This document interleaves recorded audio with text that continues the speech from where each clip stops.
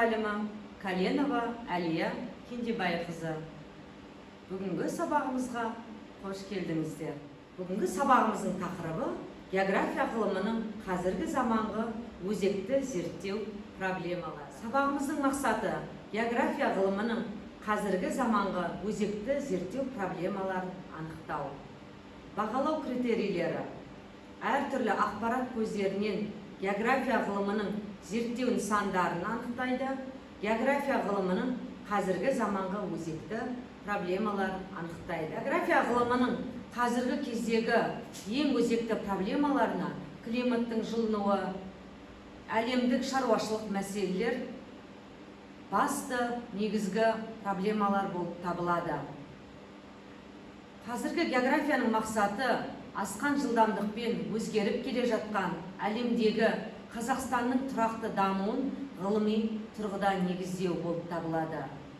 Осы мақсат бойынша алдағы ғаламдық мәселелерді шешу үшін 5 бағыт бойынша зерттеу жұмыстары қарастырылған. Табиғаттағы климаттық өзгерістерге бақылау жасау мен болжау, қоғамды жаңа табиғи жағдайларға бейімдеу, табиғи ресурстарды тиімді пайдалану, әсіресе еліміздің ішкі экологиялық тұрғыдан қорғау, халық пен шаруашылықты орналастырудың қалыптасқан жүйесін жетілдіру, еліміздегі сел, қар көшкіні, жардың опырылуы сияқты қауіпті табиғат құбылыстарын зерттеу, елдің негізгі кіріс көзіне айналуы тиіс туризмнің дамуы. Оқушылар, географияның зерттеу әдістеріне тоқталайық.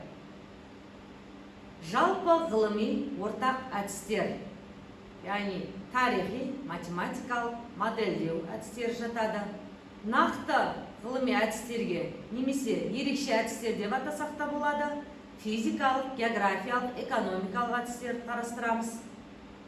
Арнайы, яғни жеке әдістерге салыстыру және сипаттау әдістерін қарастырамыз. Тарихы бойынша әдістерінің жіктелуіне тоқталайық. Адамзат мәдениетінің басында туған дәстүрлі әдістерге салыстырмалы географиялық, тарихи географиялық және картографиялық әдістерді жатқызамыз. 20 ғасырдың 30-50 жылдарында физикалық географиялық әдістерге геофизикалық, геохимиялық аэроәдістерді қарастырамыз. Келесі 20 ғасырдың 60-80 жылдарындағы физикалық географияда пайда болған әдістерге ғарыштық, математикалық, модельдеу, геоақпараттық әдістер жатады. Осы әдістерді жеке-жеке қарастыратын болсақ, салыстырмалы әдіс, географиядағы әдіс пен әдістеме бір-біріне ұқсас немесе жақын орналасқан, пайда болған кезден қатарласып келген және құрылымы мен қызметі бойынша әртүрлі, бірақ салыстыруға болатын, кеңістік пен уақыт ішінде шалғай бірнеше географиялық нысандар процесінің қасиеттерінің және жағдайларының ұқсастығы мен айырмашылықтарын табу, барлық географиялық нысанның әртүрлі уақыттағы жағдайларын салыстыру. Келесі тарихи географиялық әдіс қоғамдық құбылыстарды зерттеуде кең тараған жалпы ғылыми сипаттаушы әдіс болып табылады. Картографиялық әдіс бұл әдістің таным білімнің кеңдігі соншалық тарихи географиялық және салыстырмалы географиялық әдіспен тең деп айтсақ болады.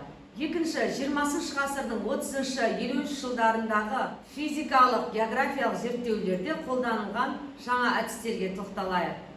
Геофизикалық әдіс дәл және көне дәстүрлі, салыстырмалы және географиялық әдіс секілді, бірақ басты айырмашылығы жаңа зерттеу әдістеріне жете араласады.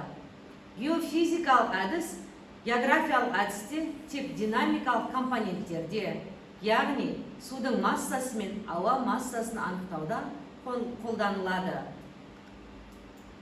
Геохимиялық әдіс керісінше жас әдістер қатарында. Ол тек 20 ғасырдың басында химия технологиясы жер бетінде дамыған болатын. Бұл екеуінде де географиялық, физикалық әдістердің үлкен ықпалы бар. Сондықтан да бұлар алдағы уақытта үлкен көлемде анықталып талқыланатын болады. Оқушылар, келесі әдісіміз айыру әдіс. Айыру әдіс жер аумағының ұшу аппараттар арқылы зерттеу. Физикалық, географиялық аэросуреттерді алу үшін олар бірнеше түрлерге бөлінеді.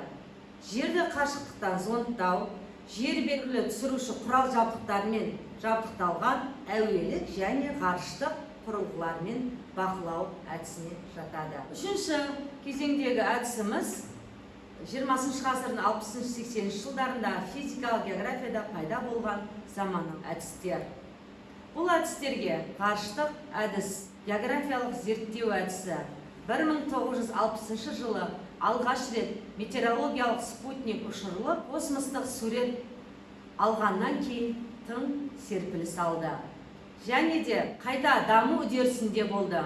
Бұл арқылы адамзат баласы географиялық қабаттар, заңдылықтар, компоненттік ерекшеліктері туралы анық біле бастады. Математикалық әдіс өнеркәсіптік географияда бұрыннан қалыптасқан әдістердің бірі. Атап айтсақ, климаттануда, гидрологияда, орман тану ғылымдарында жиі кездесетін әдістердің бірі. Құрметті оқушылар, енді осы тақырып бойынша экспресс сұрақтарға жауап берсеңіздер, кім жылдам жауап береді екен? Кәні, барлық зейінімізді сұраққа назар аударайық. Қазақстан географиясының басында тұрған тұңғыш қазақ ғалымы кім? География ғылымы шешетін тәжірибелік мәселе қандай? Қазақстан географиясының қалыптасу кезеңдері нешеге бөлінеді? Қазақстанда академиялық географияны ұйымдастырушы кім? Қазіргі қазақстандық географияның басты мақсаттары қандай? Жылдамырақ ойымызды қозғап, кәні жауап беруге тырысайық оқушылар. Ал шама оқушылар жауап берген екен, өзімізді тексеріп жіберейік. Қазақстан географиясының басында тұрған тұңғыш қазақ ғалымы Шоқан Уәлиханов. География ғылымы шешетін тәжірибелік мәселе қолданбалы география екен. Қазақстан географиясының қалыптасу кезеңдері. Қалыптасу кезеңі, даму кезеңі, қазіргі кезең деп 3 кезеңнен тұрады екен. Қазақстанда академиялық географияны ұйымдастырушы Қаныш Сәтбаев атамыз екен. Қазіргі қазақстандық географияның басты мақсаттары, балалар, асқан жылдамдықпен өзгеріп келе жатқан әлемдегі Қазақстанның тұрақты дамуын ғылыми тұрғыда негіздеу болып табылады екен. Жарайсыңдар, рахмет балалар. Оқушылар, бүгінгі сабақтан алған білімдерімізді мына жетістік баспалдағы арқылы өзіміз өзара бағалап жіберейік.